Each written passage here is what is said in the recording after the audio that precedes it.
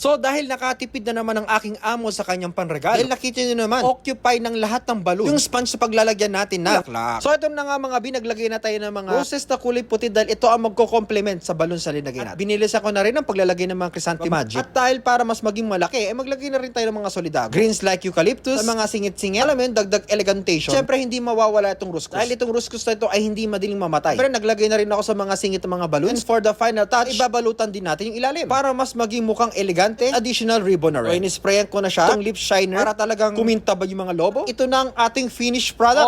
Golden hour yan, dahil sinasabi ng person na ito na pag hindi to nagustuhan ay nako amo ha, ginanda ko na to, baka ayaw mo pa ha. Ay sinasabi ko sa iyo, sir, pag wala akong dagdag, nako, ewan ko na lang talaga. So yun lamang mga B. Thank you so much sa panonood ng aking video. At naway natuwa kayo at marami kayong napulot na aral mga ganitong klase ng arrangement. Hope you like it mga B. Kaya mga B, supportahan nyo na ang person na ito para go go go